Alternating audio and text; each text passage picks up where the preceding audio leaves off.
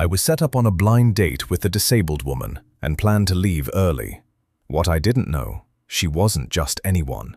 She was a former travel photographer who had quietly changed every person in that hospital, and one evening with her changed the cardiac surgeon everyone thought had no heart left. Ethan almost cancelled 3 times. The first time was at noon, when back-to-back surgeries pushed his lunch break into oblivion.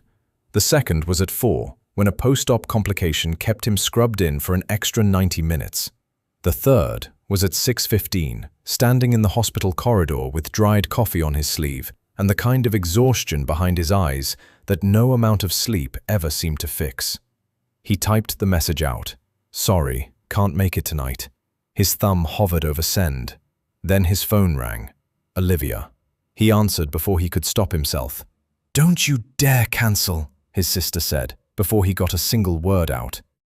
I wasn't. You were absolutely cancelling. I know your thumb hover face even through a phone screen, Ethan. He leaned against the corridor wall and rubbed the back of his neck. I've been in surgery since 6 this morning, and Claire has been in that garden since 5:30 waiting for you, so you're going. He went.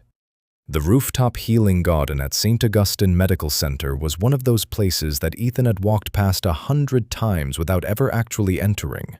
Designed for patients recovering from long stays, it had low, raised flower beds, string lights woven through wooden lattice frames, and a corner section with small bistro tables that the hospital volunteers set up on warmer evenings. It wasn't fancy. It wasn't quiet either. The city hummed steadily below, and somewhere 2 floors down, a monitor alarm beeped through an open window. Still, it had a certain feeling to it, like breathing room in a building that rarely let anyone breathe. Ethan found it almost pleasant.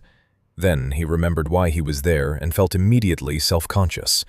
He spotted her before she spotted him. Claire Bennett was parked near the far railing in a motorized wheelchair, a small blanket folded across her lap despite the mild evening. She was laughing at something a nurse had just said, head tilted back, completely unself-conscious about it. And for a split second, Ethan thought Olivia had given him the wrong table. This woman did not look like someone dreading a blind date. He walked over, tugging absently at his sleeve to cover the coffee stain, and she turned just before he reached her.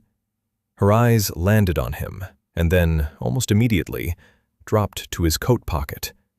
She raised an eyebrow. "You brought surgical gloves to a date." Ethan looked down. The corner of a blue latex glove was sticking out of his left pocket. He'd forgotten to empty his coat. "Force of habit," he said, pulling them out and stuffing them deeper. She tilted her head, studying him the way people studied menus they'd already decided on. "Long shift today?" 14 hours. "And you still came." She smiled. Not the polite, performative smile people gave at introductions, but something more genuine than that.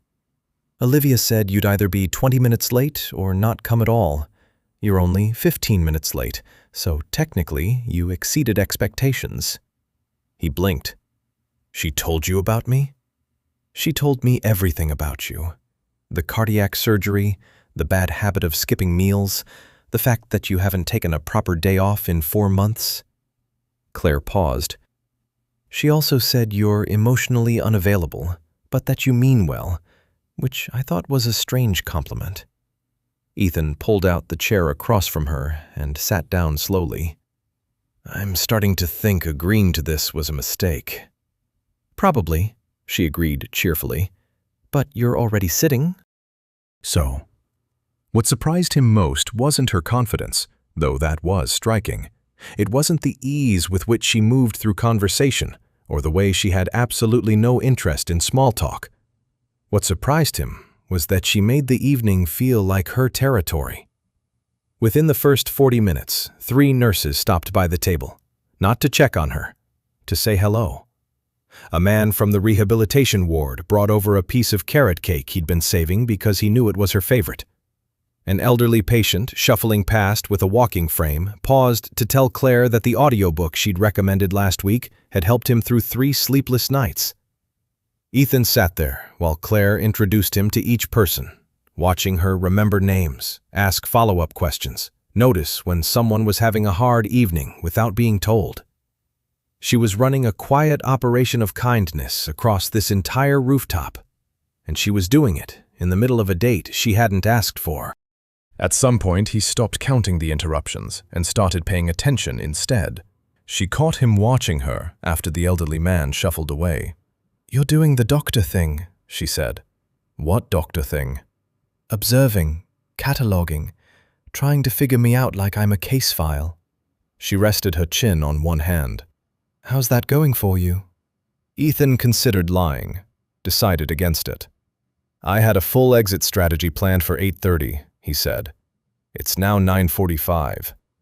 Claire smiled again, that same unhurried, genuine smile. "I know," she said. "I noticed you stopped checking your watch about an hour ago." Outside, Seattle hummed on below them. The string lights swayed slightly in the evening breeze. And somewhere deep in the part of Ethan's chest that had been professionally sealed shut for years, something shifted. Quietly, without announcement, the way the most important things usually do. The first sign of trouble was the sky. Ethan noticed it as he and Claire finally wrapped up the evening, that particular shade of dark purple pressing in from the west, the kind that didn't suggest rain so much as promise it. Seattle storms had their own personality. They didn't creep in gently. They arrived with the attitude of someone who had been kept waiting. By the time he walked Claire to the hospital's ground floor lobby to wait for her transport service, the windows were already rattling. "You should head home before it gets worse," Claire said, maneuvering her wheelchair near the lobby's main entrance. She glanced outside at the sheets of rain now slamming against the glass. "Assuming you remember where home is." "I've been there recently," Ethan said. "I think." She laughed. He found himself wanting to keep earning that laugh, which was a feeling he didn't entirely know what to do with. He pulled out his phone to call a rideshare. That's when the first emergency alert came through. A multi-vehicle pileup on Interstate 5, secondary accidents spreading across 4 downtown intersections, roads flooding faster than drainage could handle. His screen lit up with a second alert before he'd finished reading the first. Then his pager went off. Then Claire's transport service sent an automated cancellation notice. All accessible vehicle services suspended until further notice due to severe weather conditions. They looked at each other.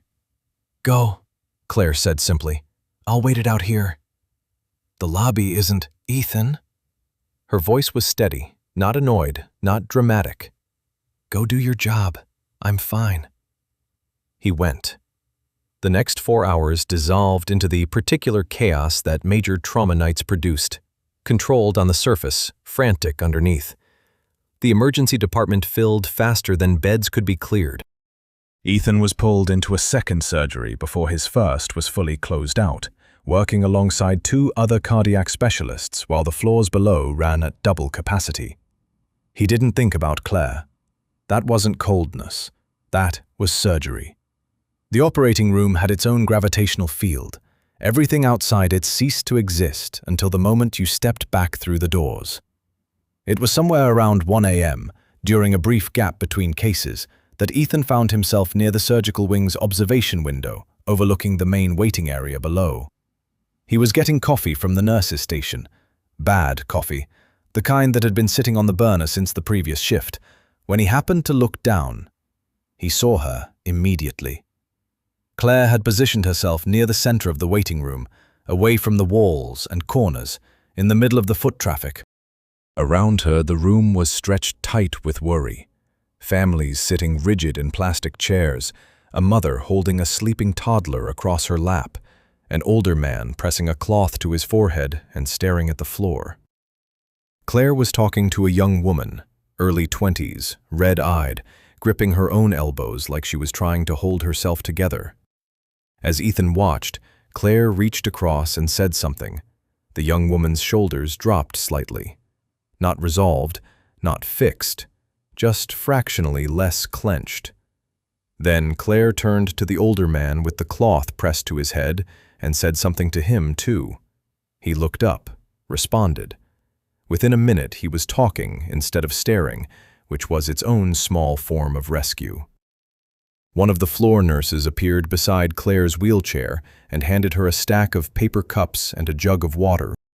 Rather than accepting them for herself, Claire immediately started offering them down the row of waiting chairs, like she'd been volunteering there for years. Ethan stood at the observation window longer than he should have. He had seen the waiting room from this angle dozens of times during bad nights. He had never once thought about what it felt like to be in it. His last surgery finished at 2:10 in the morning. The storm had started pulling back. Still raining, but the savage edge had gone out of it. The emergency intake had slowed to a manageable pace. Somewhere down the hall, a nurse was doing paperwork to music playing quietly from a phone speaker. Ethan stripped off his surgical cap and walked the long corridor toward the elevators with the specific kind of bone-deep tiredness that settled in only after the adrenaline finally let go. His feet were moving toward the car park. His brain was already composing the 4 hours of sleep he was planning to have before morning rounds. He turned the corner toward the main lobby. Claire was asleep. She was still in her wheelchair, parked beside a vending machine in the quieter side corridor off the main waiting area. Her head rested against her own shoulder at the slight angle of someone who hadn't intended to fall asleep. In one hand, resting open across the armrest, was a paper cup of coffee that had gone completely cold. Around her, the corridor was dim and still. Ethan stopped walking. He stood there for a moment, not quite sure what to do with the feeling sitting in the middle of his chest. It wasn't pity. He understood that very clearly. Claire would have handed that back to him without a word. It was something else, something that had more to do with him than her. He thought about his apartment, the one he returned to in the small hours of the morning, set his keys on the same counter, and moved through in the specific silence of a person who had stopped noticing that they lived alone. He thought about how long it had been since he'd stayed somewhere past the point where leaving was comfortable. He thought about the rooftop garden, and the fact that he hadn't checked his watch in over an hour, and hadn't even registered that until Claire pointed it out. He found one of the clean, folded blankets from the family care cupboard near the nurse's station and draped it carefully across Claire's lap without waking her. Then he went to the nurse's desk and left a note with his number, asking them to call him the moment transport services resumed, so she wouldn't wake up to an empty corridor. He didn't leave after that. He sat down in one of the waiting room chairs 30 feet away, leaned his head back against the wall, and closed his eyes. He wasn't waiting for anything in particular. He just didn't want to go back to the apartment yet. For the first time in a very long time, the idea of an empty, quiet room held no appeal at all. And he didn't try to analyze it or explain it away the way he usually would have. He just let it be true. Outside, the last of the storm moved east over the city, leaving wet streets shining under orange streetlights, and that particular clean smell that only comes after heavy rain in the small hours.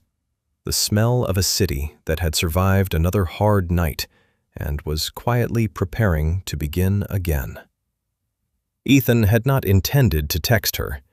That was the honest version of events. The version where he admitted that he'd picked up his phone Saturday morning with no clear plan, scrolled to her name, which Olivia had added to his contacts without asking, and typed, "Are you free today?"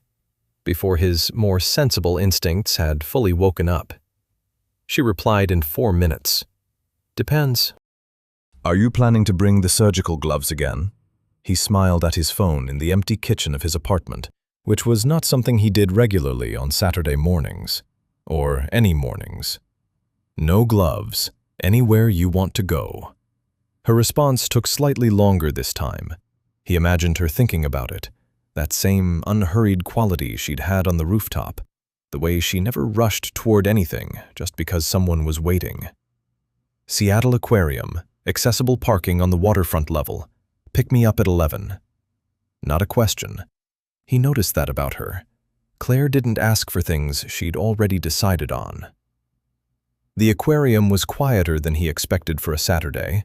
Overcast skies had kept the weekend crowds thinner than usual, which turned out to be its own small blessing.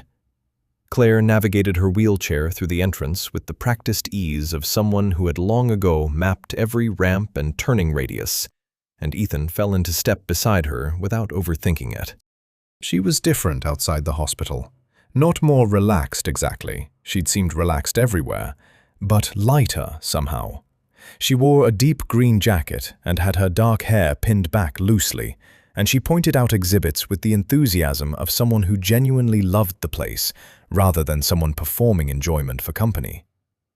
"The giant Pacific octopus," she said, stopping at a large circular tank near the entrance hall. "Smartest thing in this building, including the staff." "I work with some very intelligent people." I said what I said. They moved through the first two galleries easily, falling into conversation the way they had on the rooftop, naturally, with no forced momentum. She told him the aquarium had been one of the first places she'd researched after her diagnosis, checking accessibility before she'd told most of her friends what was happening. He didn't ask why she'd done it in that order.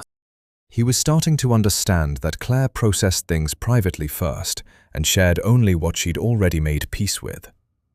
It was in the third gallery that he first noticed it.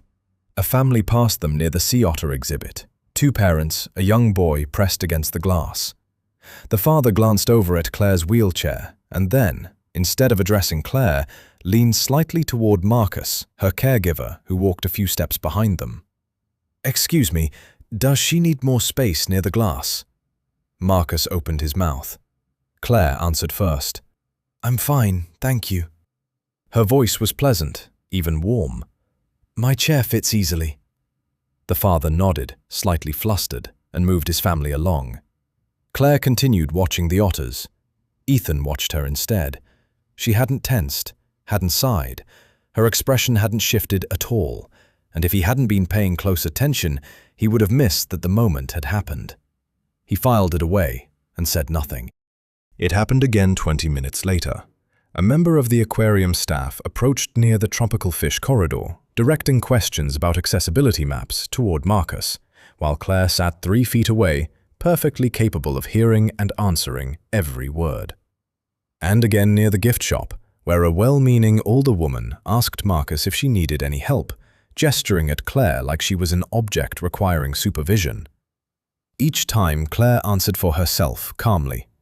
Each time, the person looked mildly surprised, as though her voice was unexpected. Each time, Claire moved on without comment. By the fourth instance, Ethan felt something tightening quietly in his chest. They found the jellyfish gallery near the back of the building, a long, dark corridor lined with illuminated cylindrical tanks, each one filled with softly pulsing moon jellyfish that drifted in slow, hypnotic circles.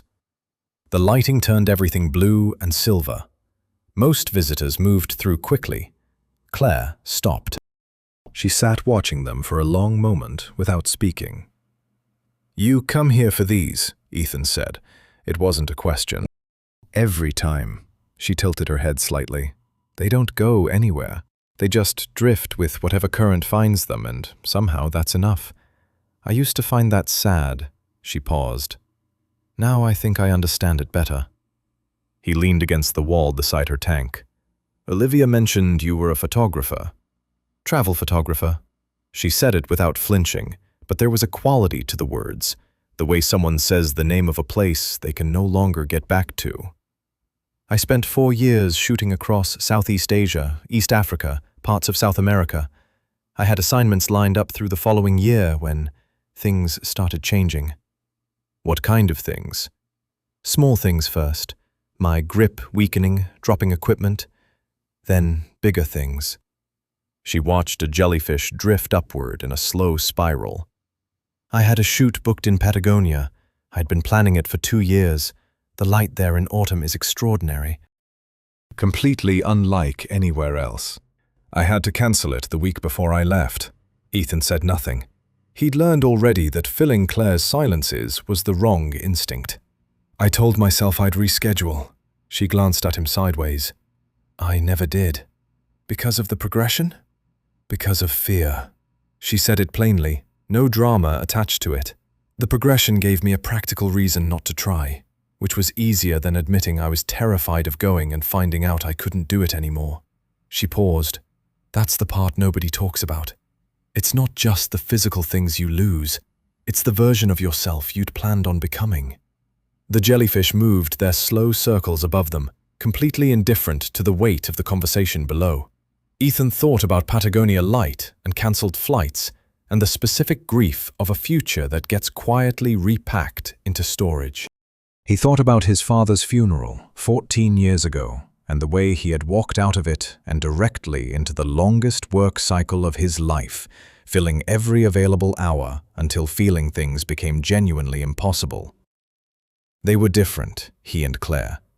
The losses were different, the circumstances were completely different, but the mechanism, the way a person could quietly fold an entire life inward to protect what remained, that part he understood without needing it explained. The staff here, he said finally, keeping his voice even. Does it bother you? The way they spoke to Marcus instead of you? Claire was quiet for a moment. Yes, she said. It's exhausting in a way that's very hard to explain to someone who hasn't experienced it. She looked at the jellyfish again. But I've learned that getting angry every time costs more energy than I have. So I answer for myself and I move on. That shouldn't be something you have to manage. No, she agreed quietly. It shouldn't.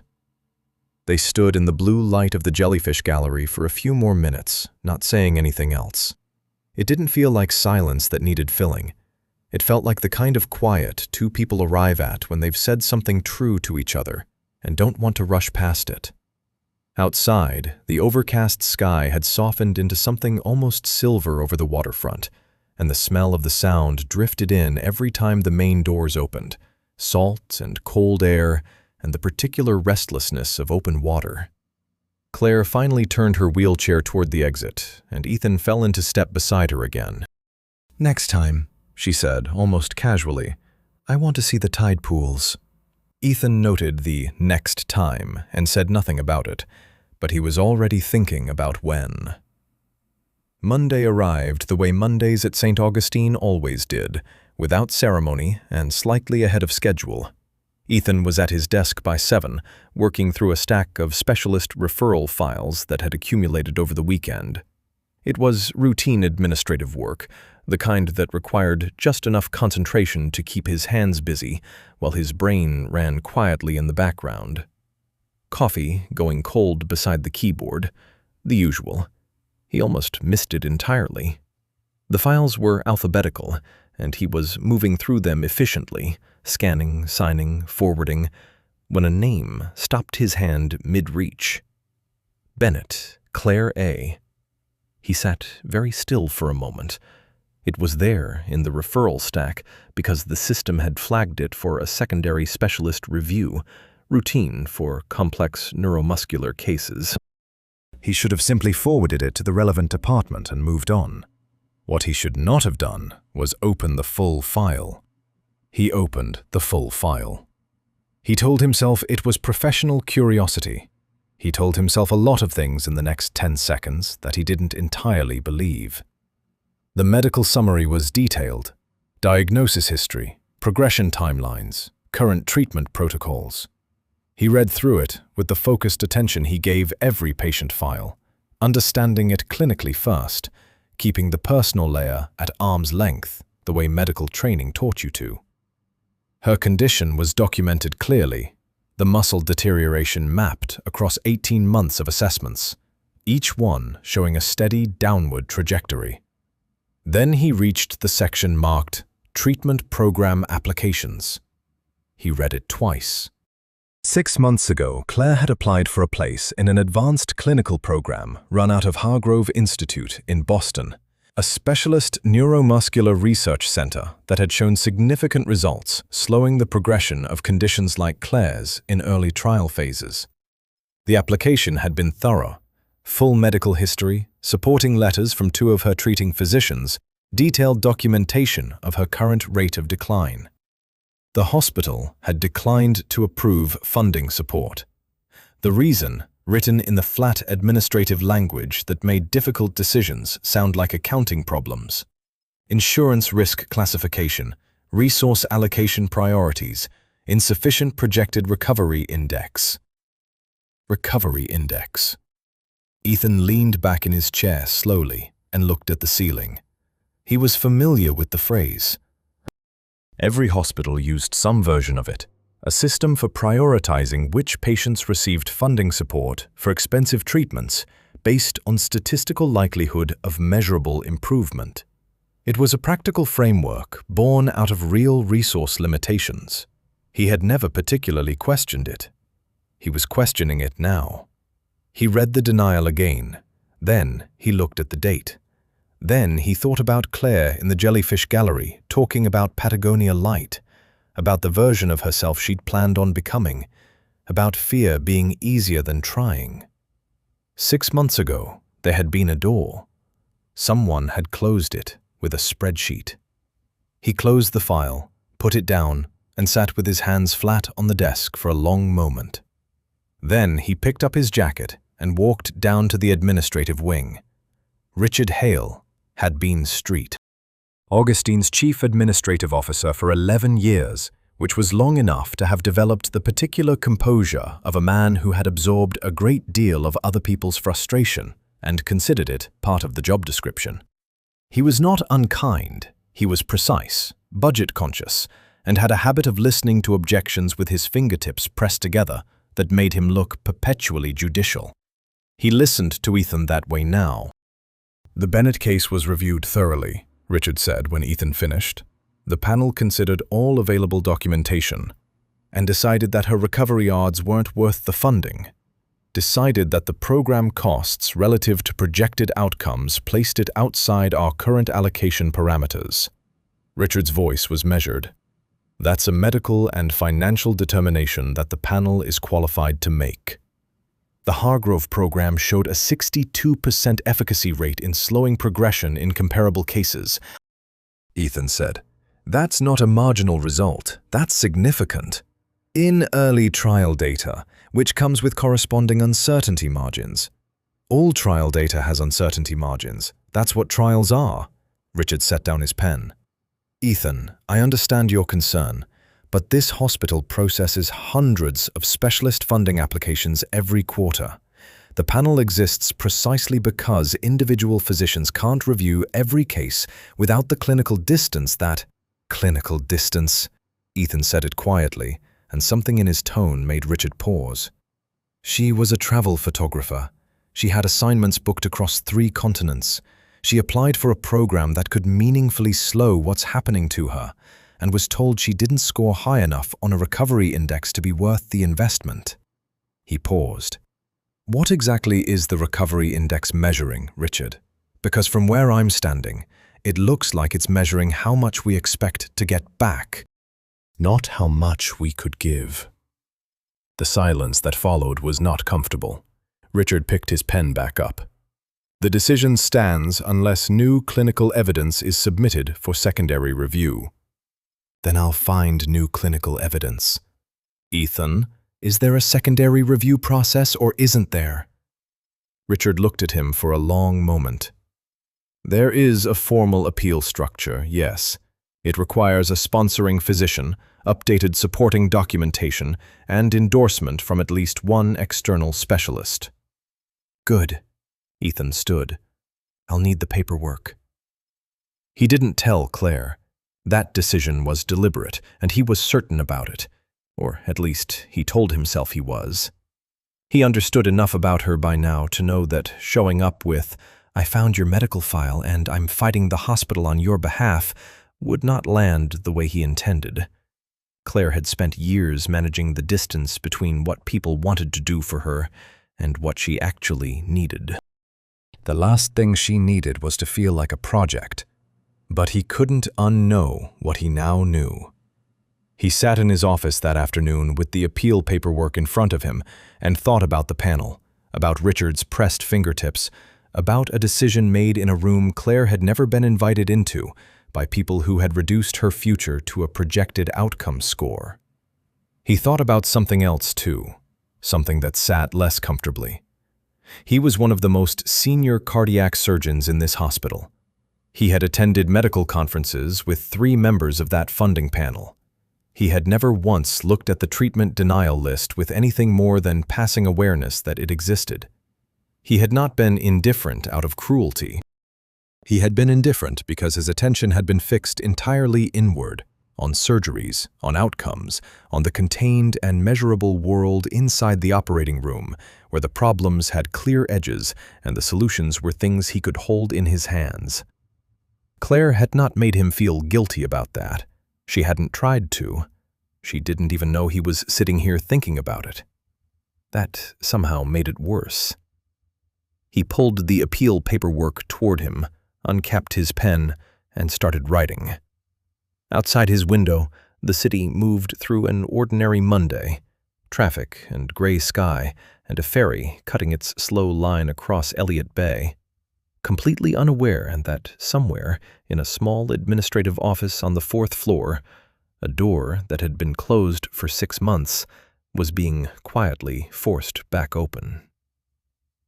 The text came on Tuesday afternoon, between Ethan's 2nd and 3rd surgeries.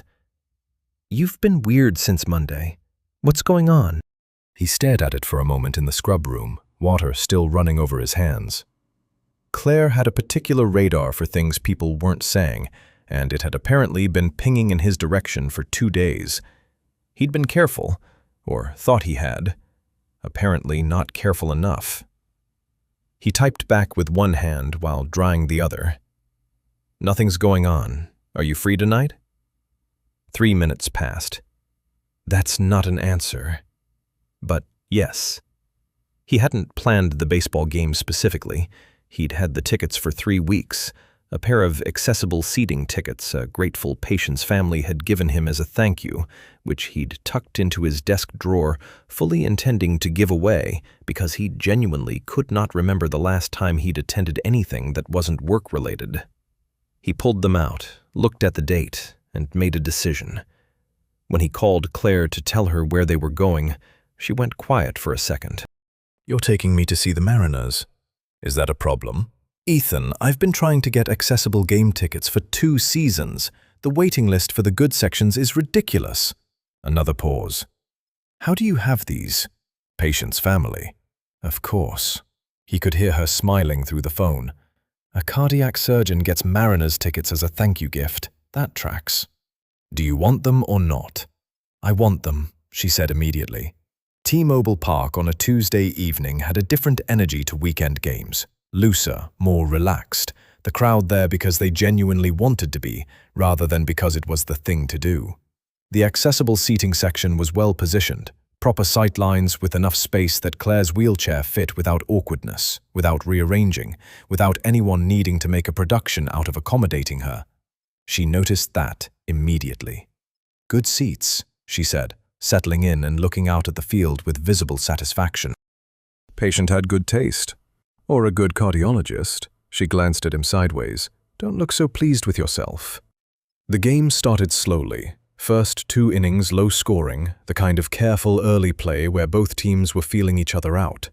Ethan, who followed baseball the way most people followed anything they'd grown up with but stopped prioritizing, found himself actually watching rather than just sitting. Something about being in the open air after the sealed, recycled air environment of the hospital all day made everything feel more vivid than usual. Claire was narrating beside him, not for his benefit, just because she thought out loud during games, apparently, running commentary on fielding decisions, batting choices, an extended opinion on why a particular pitcher's warm-up routine suggested he was going to have a rough 3rd inning. She was right about the 3rd inning. "You know baseball," Ethan said with some surprise. "My dad was obsessed. Every summer growing up, home or away, we watched every Mariners game available." She kept her eyes on the field. "He passed away 4 years ago. I still watch every season. Habit that turned into something else." She paused. "You know how that works." He did. It was somewhere in the fifth inning, with the Mariners up by 2 and the stadium loosened into the comfortable rhythm of a game that felt winnable, that the conversation shifted. It happened naturally, the way the real conversations always seemed to with Claire. No announcement, no obvious transition, just a gradual deepening that you only noticed when you were already in it. "Can I ask you something?" she said. "You're going to anyway." "Fair." She turned her cup of hot chocolate in both hands. "After your dad died, Olivia told me, I hope that's okay. You basically disappeared into work, like, completely. She said she barely saw you for 2 years." Ethan watched a fly ball arc up and get caught cleanly in center field. "That's accurate. Was it deliberate?" He thought about it honestly, which was something he didn't always do with this particular subject. "At first, it felt deliberate, like I was choosing to focus on something productive instead of falling apart." He paused. "Later, I realized the choice had made itself, and I'd just agreed to it. There's a difference." Claire nodded slowly. "People kept showing up for me after my diagnosis," she said. "Friends, family, colleagues. For the first 6 months, it was almost overwhelming. Everyone wanting to help." She watched the next batter take his stance. "Then the novelty wore off. Not for me, for them. It gets hard to keep showing up for someone whose situation isn't improving. People need the story to be going somewhere, and mine just kept being what it was." They stopped coming, one by one. Not dramatically, nobody disappeared overnight. It was more like plans getting rescheduled and then not rescheduled, conversations getting shorter. The way things fade when neither person quite wants to name what's happening. She said it without bitterness, which made it land harder than bitterness would have. "By the end of the first year, I had a much smaller circle. By the end of the second, smaller still." Ethan thought about the rooftop garden, every nurse, every patient, every volunteer who'd stopped at their table. He thought about a woman who had watched her personal world contract and responded by quietly expanding her attention outward toward everyone else. "That's why you spend so much time at the hospital," he said. Not accusatory, just understanding arriving late. "Partly," she glanced at him. "It's also just genuinely where I feel useful. I'm not sad about it, I want to be clear about that. I'm not sitting here collecting grievances." A small smile. "I just think I got very good at not needing people to stay, because needing that and not getting it is its own kind of exhausting." Something about that sentence settled into the space between them and stayed there. "I got good at not letting people in," Ethan said after a moment. "Different mechanism, same result." "Surgery as a fortress." "Something like that." He paused. "My father used to say I felt things too deeply, and that I'd either learn to manage it or it would manage me.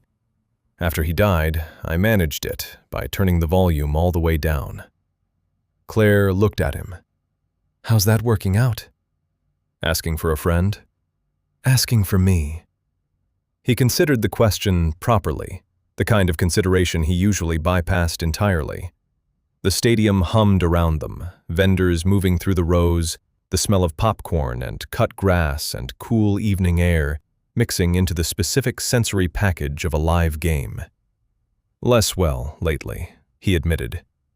Claire nodded like that was the right answer. She turned back to the field, and he turned back with her. They were still sitting like that when the fireworks started after the final out.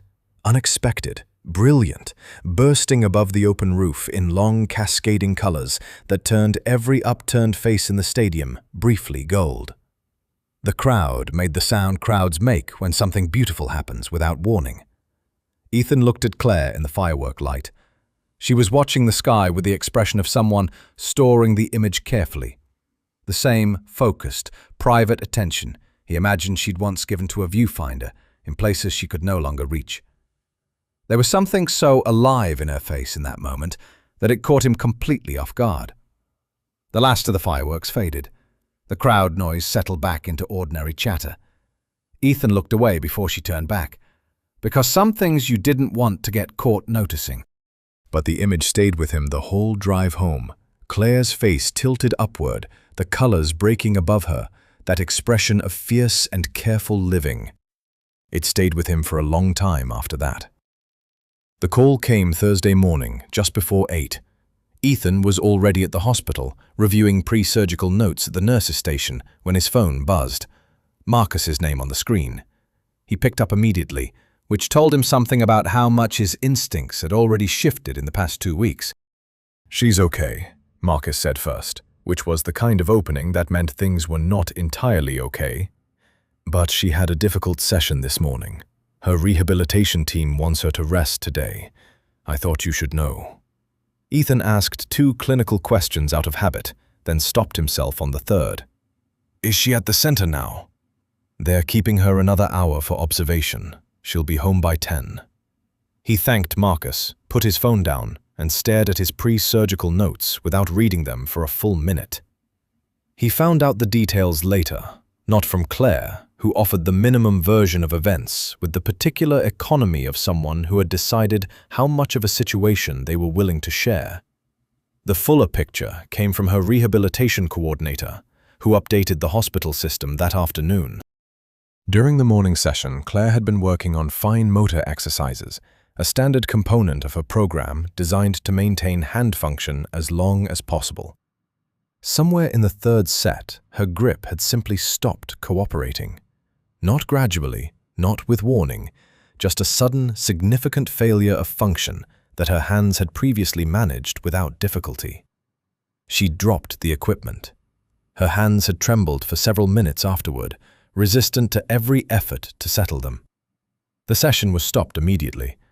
The rehabilitation team's notes were careful and clinical, describing it as an acceleration in the existing progression timeline, recommended adjustments to her current program, referral to her primary neurologist for reassessment.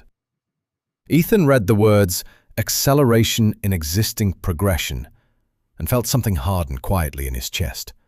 Not panic, but a cold, purposeful kind of clarity. Like a decision being made, below the level of conscious thought. He called Marcus again and asked if he could stop by Claire's apartment that evening. Marcus hesitated for just a moment. "I'll let her know you're coming." She answered the door herself, which he'd expected. Claire had very little patience for being attended to when she considered herself functional, and whatever had happened that morning, she had clearly reclassified herself as functional by evening. She was dressed properly, her apartment was tidy, and she had apparently made tea at some point, though the cup on the side table had gone cold. "You didn't have to come," she said. "I know." She turned her wheelchair and moved back into the living room, and he followed, sitting in the armchair across from her. The apartment suited her. Bookshelves running most of one wall, photographs mounted in irregular arrangements on another, a wide window overlooking a quieter street than most of central Seattle managed. Several of the photographs were hers. He recognized her eye in them now, the particular quality of attention she brought to things. He didn't bring up the morning immediately. He let the room settle first, asked about a photograph he hadn't noticed before, a coastal shot, dark rocks and white water, stormlight turning the sky extraordinary. She told him it was the Oregon coast, taken years before her diagnosis, one of the last trips she'd done entirely alone. Then the silence shifted quality, and they both knew the easier part of the evening was over. "Marcus told you it was bad," she said. "He told me you had a difficult session." "It was bad." She said it flatly, not asking for sympathy, just correcting the softened version. "I've had setbacks before, but this one felt different. My hands." She stopped, looked at the cold cup of tea. "I used to be able to tell the difference between a bad day and actual progression. Today I couldn't tell. That's the part that scared me." He held the weight of that carefully. "It makes sense that it scared you." "I don't want to talk about whether it makes sense." Her voice didn't rise, but something in it closed slightly. "What I want to say is, I need you to hear this properly, Ethan." "I'm listening." She looked at him directly. Whatever this is, whatever we're doing, the visits and the texts and the baseball games, I need it to stay honest. Because I can feel you shifting into something. Into what? Into someone who wants to fix this. She held his gaze steadily. I know what that looks like. I've watched it happen with other people, people I cared about. They start paying closer attention, showing up more. And it feels good at first, and then it slowly turns into something else. Into them managing me. Into me being their purpose instead of their person. She paused. I refuse to be that for you. The honesty of it landed without softening. That's not what's happening, he said. Maybe not yet. Claire, I've been called inspirational more times than I can count, she said, and the word came out with a quiet exhaustion that was heavier than anger would have been. By strangers, by colleagues, by people who meant it as a compliment and had no idea it was the loneliest thing they could say. Because what it actually means is, your life is useful to me as a lesson, not as a life. She looked at her hands in her lap. I'm not a lesson, Ethan. I'm just a person, having a genuinely hard time, who was also somehow having a good few weeks until today reminded me that the good weeks don't change the trajectory. The room was very quiet. He understood that she was not pushing him away out of cruelty, or even out of fear, though fear was part of it. She was doing what she had learned to do across years of watching people turn her life into something they could feel good about engaging with. She was drawing a line early, cleanly, before things got complicated enough to hurt more. He also understood that the line was fair. You're right that I want to help, he said carefully. I won't pretend otherwise. But you're wrong that it's because I need you to be a project. He paused, choosing the words properly. I show up because I want to be around you. Those are different things, and I think you know they are. She was quiet for a moment. I know they can be different, she said finally. I'm not sure yet which one this is. Neither am I, he admitted, but I'd like the time to find out, if that's something you're willing to give. Claire looked at him for a long moment, that same assessing quality she'd had on the rooftop the very first night, reading him the way she read everything, carefully and without hurry. Then she looked away toward the window. The tea's cold, she said. There's more in the kitchen if you want it.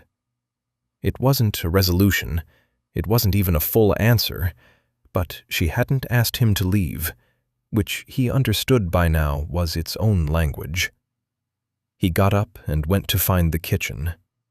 Outside, the city moved through its ordinary Thursday evening, streetlights coming on block by block as the sky darkened, the distant sound of traffic on the main road, a neighbor's window lit warm yellow 3 floors up. Inside the apartment, 2 people sat with imperfect honesty between them, which was already more than either of them had managed in a very long time. Section 7. The Fight for Boston. The appeal paperwork sat on Ethan's desk for exactly 1 day before he decided paperwork wasn't going to be enough. He'd submitted the formal documentation, updated clinical notes, a supporting letter from Claire's neurologist, a detailed breakdown of the Hargrove Institute's trial results, reframed against her specific progression markers. He'd done it properly, following every step of the process Richard Hale had outlined, with the satisfied tone of someone who expected the process to quietly exhaust him. What Richard had apparently miscalculated was that Ethan had spent 14 years doing a job that required him to stay focused and precise under conditions designed to produce the opposite. A stack of administrative requirements was not going to outlast him. He filed the appeal on Wednesday morning. By Wednesday afternoon, he had already identified the problem. The appeal would be reviewed by the same internal panel that had issued the original denial. Different documentation, same people, same framework. The recovery index that had disqualified Claire once would simply reassess her under the same criteria and arrive at the same destination by a slightly longer route. He needed something the panel couldn't absorb into their existing calculus, an external voice with enough clinical authority to force a genuine reassessment rather than a procedural one.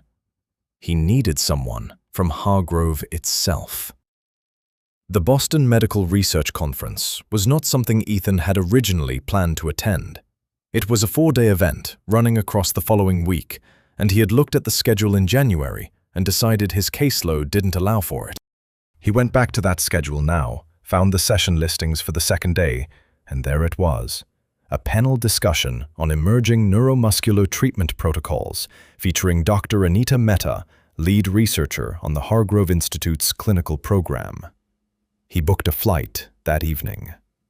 He told his surgical coordinator he'd be gone 2 days, arranged coverage for his cases, and sent Olivia a message saying he was heading to Boston for a conference. Her reply came back in under a minute. Which conference? Neuromuscular research. A longer pause this time. That's not your field, Ethan. I'm expanding my interests. Does this have anything to do with Claire? He put his phone face down on the desk and finished packing his bag. Olivia called him at the airport. He answered because not answering Olivia had a historically poor return rate. I'm not going to tell you not to do this, she said, which was her way of beginning sentences that were entirely about telling him not to do something. But I need you to think carefully about what you're risking. I've thought about it. Have you?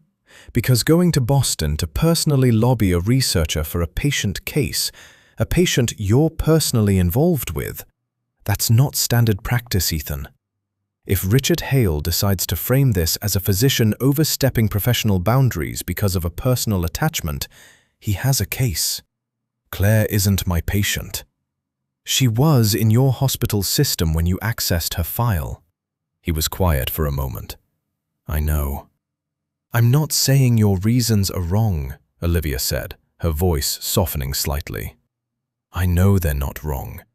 I set this whole thing in motion, remember? But your reputation at that hospital is what gives you the ability to fight for the next person after Claire. And the one after that.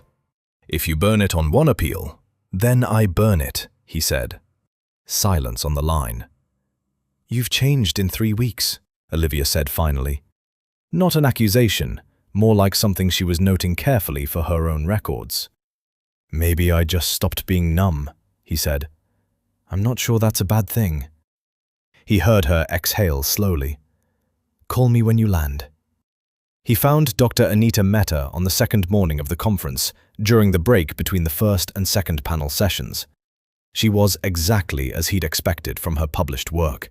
Direct, time-efficient, with the particular alertness of someone who had been asked the same surface-level questions at too many conferences and had developed good radar for when a conversation was going somewhere more interesting.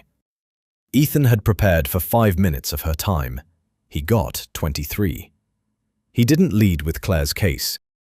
He led with the data, the trial efficacy numbers, the specific progression pattern that made her profile align closely with the cohort that had shown the strongest response in the Hargrove trials.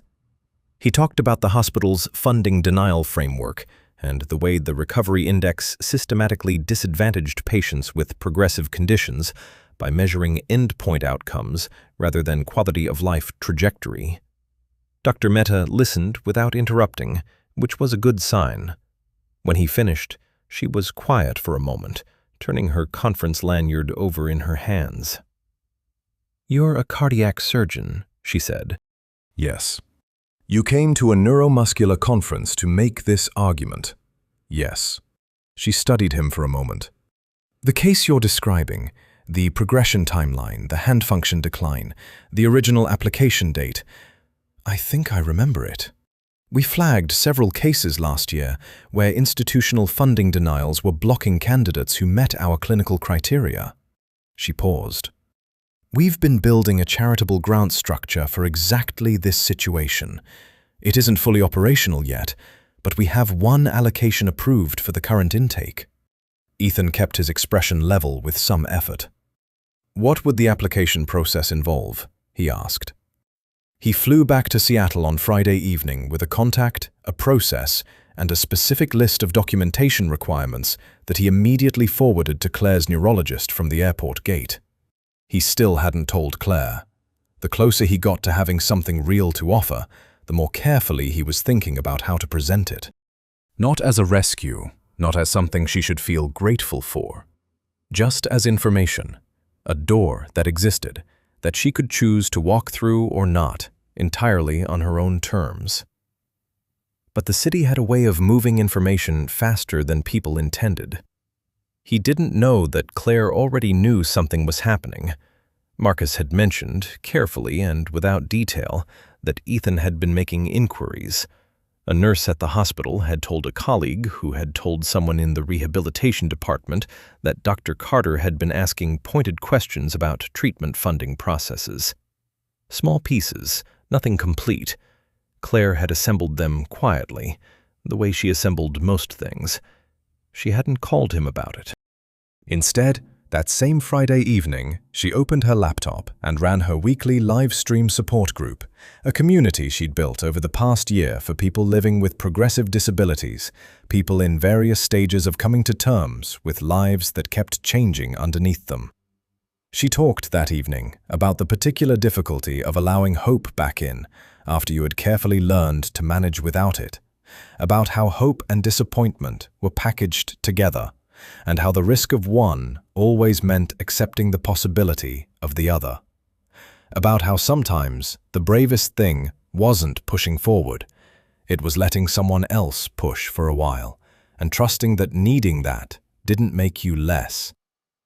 She didn't mention Ethan by name, but 340 people watched that live stream, and every single one of them understood she was talking about something real. The grant came through on a Saturday, not with fanfare, not with a phone call from Dr. Metha delivered in triumphant tones the way these moments happened in films. It arrived as an email, formal and precise, confirming that Claire Bennett had been approved for a charitable medical grant covering her participation in the Hargrove Institute's current clinical intake. Reporting date, 3 weeks from Monday. Treatment duration, 12 to 16 weeks. Accommodation and specialist care included. Ethan read it twice at his kitchen table, with his first coffee of the morning going cold beside him, then sat very still for a moment. Then he called Claire.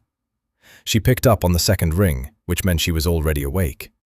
He could hear the particular quiet of her apartment in the background, the way Saturday mornings sat differently there than weekdays. "There's something I need to tell you," he said. "In person. Are you home?" A pause. "Ethan, are you home?" Another pause, longer. "Yes." He told her everything. Not the edited version, not the careful framing he'd been constructing in his head for 2 weeks. All of it. Finding the file, the conversation with Richard Hale, the Boston conference, Dr. Mehta, the grant application, the email that had arrived 40 minutes ago.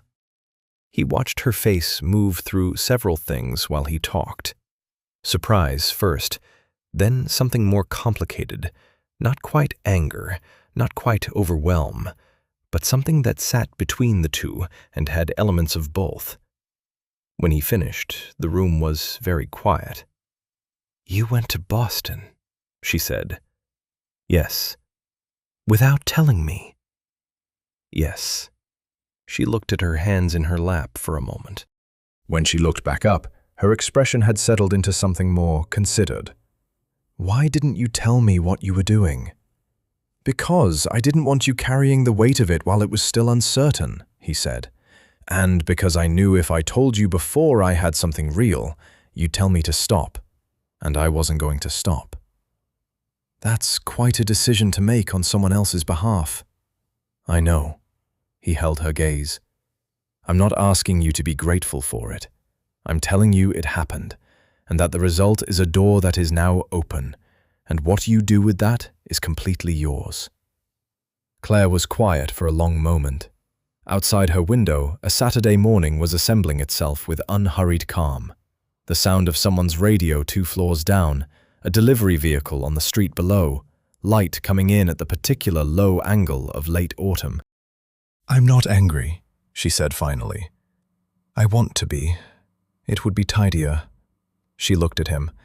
"But I know why you did it, and I know it wasn't about needing to be the person who fixed things. I think I knew something was happening before you told me." Marcus. And approximately 4 other people at that hospital who can't keep a secret. Something close to a smile crossed her face, then faded. "I need to think about this." Of course. "No, I mean I genuinely need to think about it. Today, possibly tomorrow." She turned toward the window. "Boston is a long way. The treatment has no guaranteed outcome, and I've been in a functional equilibrium here. It's not perfect, it's not what I planned, but it's mine. Going to Boston means dismantling that and building it back somewhere else, and hoping the result is worth what the process costs." Ethan nodded. I understand that. "Do you understand that the hope is the hardest part?" She turned back to him. "Not the treatment, not the travel, the hoping. Because I got very good at not doing it, and now it's back, and it's terrifying in a way I genuinely wasn't prepared for." He thought about what to say, and then decided honesty was the only thing that served either of them. "I know I can't promise you the outcome," he said. "I can't tell you the treatment will work the way we want it to, because I don't know that. What I can tell you is that the alternative, not trying, staying where things are because hoping is frightening, that's not a safer choice. It just feels like one." She looked at him for a long time. "Okay," she said quietly. "Okay, you'll think about it?" "Okay, I'll go." She called her mother that afternoon, spent 2 hours on the phone with her medical team reviewing the grant documentation, sent a message to her live stream community telling them she'd be offline for a while and getting back responses within minutes. Hundreds of them, people she'd never met in person, but who knew her story and had apparently been following its developments with a kind of investment that reminded her the world was larger than the days that felt smallest. The 3 weeks moved quickly in the way that significant time always does. Too fast when you want to hold on to it, dense with logistics and appointments, and the specific administrative weight of preparing to be somewhere else for 4 months. Ethan helped where she let him, which was less than he wanted and more than she'd allowed anyone in a long time. He drove her to Seattle-Tacoma International on a Sunday morning. The airport had that particular Sunday morning quality, quieter than weekdays, populated with the unhurried and the long-haul travelers, families in the drop-off zones, saying the kinds of goodbyes that needed space. Marcus had gone ahead with the luggage and most of the logistics, which Ethan suspected was a deliberate arrangement on Claire's part to give the moment room. They sat together near the gate entrance for a while, not filling the time with unnecessary conversation. He'd noticed she did that, let silences be what they were rather than papering over them. "I almost didn't come to the rooftop that first night," she said eventually. He looked at her. "Why?" "I'd had a hard week. My hands had been difficult. I was tired in the way that makes everything feel pointless, and the idea of sitting across from a stranger and performing okayness for 2 hours felt genuinely unbearable." She paused. "I almost called Olivia and canceled." "What stopped you?" She considered it. "I think I was tired of letting the hard weeks make my decisions." She looked at him sideways. Good thing, as it turned out. Something shifted in Ethan's chest, that same quiet, seismic movement he'd felt on the rooftop the first night, but less surprising now. "Claire, don't make it a speech," she said, not unkindly. "You're terrible at speeches. I can tell." "I wasn't going to make a speech." "You had the face." "I don't have a face." "You have several faces." She reached into the bag in her lap, the small carry-on that sat across the armrests of her wheelchair, and produced something he didn't immediately recognize. A camera strap, worn at the edges, the leather softened by years of handling. She held it out to him. He took it carefully. That's from my first professional camera, she said. The one I used in Southeast Asia. I've carried it around for years because getting rid of it felt like giving up, but keeping it felt like punishment. She looked at it in his hands. I want you to hold on to it. I'm going to need it back when I get home because I intend to use it. He closed his hand around it. No matter what happens with the treatment, she continued, I want to see things through my own lens again. That part I'm choosing regardless. She paused. But it would be nice to have company. Eventually, when I'm ready. Oregon coast, he said. She looked at him. You remembered? You mentioned it twice. I pay attention. A boarding announcement came over the terminal speakers. Claire's flight, first call. Around them, the gate area began its slow reorganization toward the door.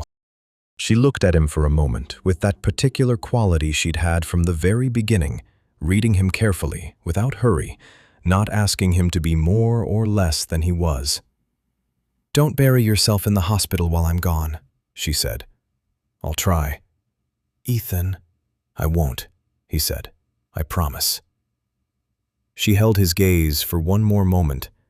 Then she turned her wheelchair toward the gate, and Marcus was there to help with the transition, and the Sunday morning crowd moved around her with its ordinary indifference. She didn't look back, which was exactly like her.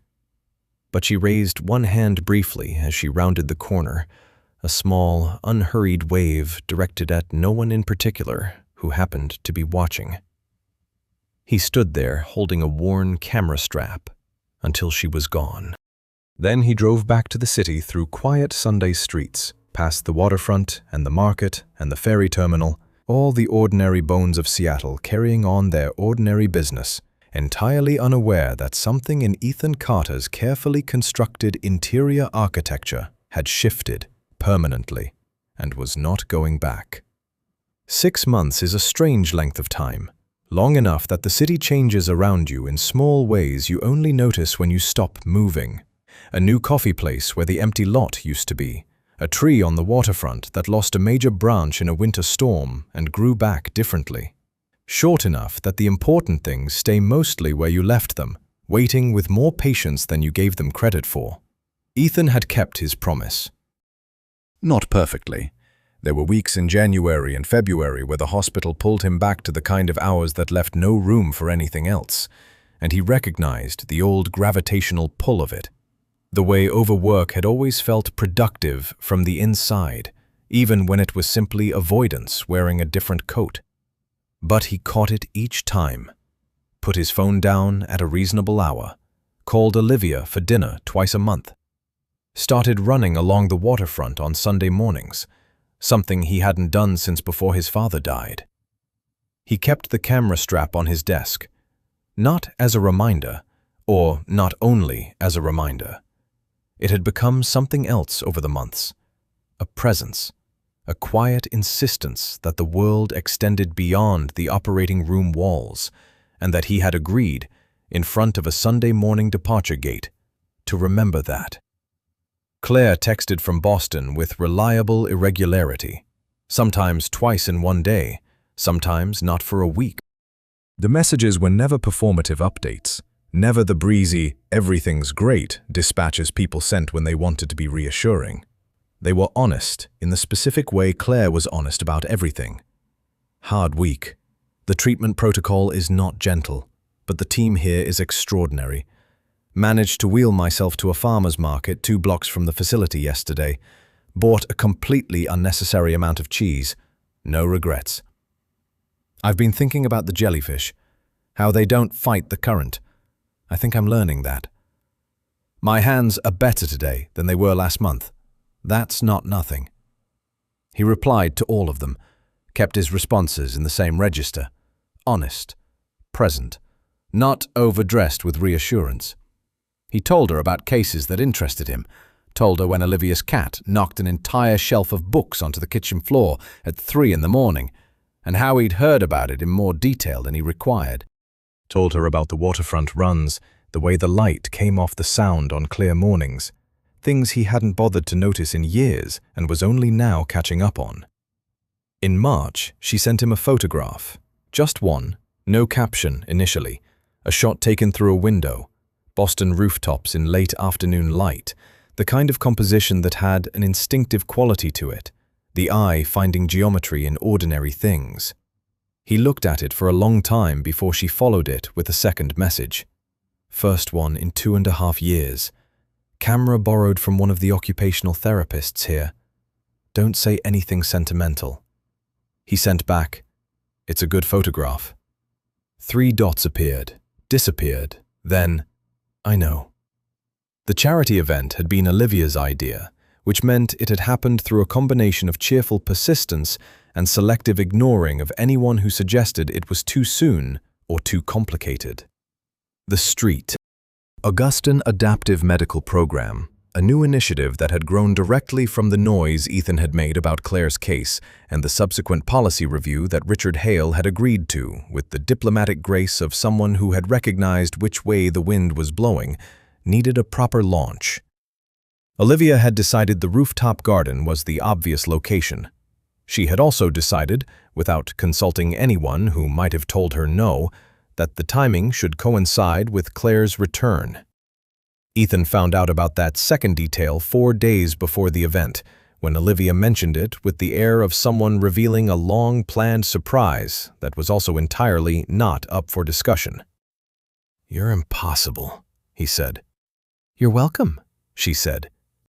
The evening of the event was warmer than April had any right to be in Seattle, one of those occasional gifts the Pacific Northwest offered at irregular intervals, a clear sky holding its warmth past 7, the kind of evening that made people stand outside longer than they'd planned. The garden was fuller than Ethan expected. Staff and volunteers, former patients, families who had been helped by the adaptive program in its early months, people from the rehabilitation center, a small contingent from Claire's live stream community who had apparently made the trip specifically for this. Someone had strung new lights along the lattice frames, brighter than the originals, and the raised flower beds were in early bloom, everything leaning slightly toward the light. Ethan stood near the far railing where he had stood 6 months earlier, watching the entrance. He was aware of being nervous, which was not a sensation he had significant experience with. Surgeons developed a particular relationship with high-stakes moments. Not fearlessness, exactly, but a trained ability to separate the feeling from the function and operate regardless. This was different. This had no procedure attached to it. Nothing to do with his hands, just standing near a railing, watching a door, which turned out to be surprisingly difficult. He checked his watch. Then he heard her before he saw her. A small ripple of greetings moving through the garden, the particular warmth that spread when someone well-liked arrived somewhere they were expected. He turned. Claire came through the rooftop entrance at her own pace, the way she did everything. Her wheelchair was familiar, but she moved through the crowd with something that was subtly different from before, a quality he couldn't immediately name. Something in how she held herself, a settledness that hadn't been there in the same way 6 months ago. People stopped to greet her, and she greeted them back, unhurried, genuine. Marcus a few steps behind, as always. Around her neck, a camera.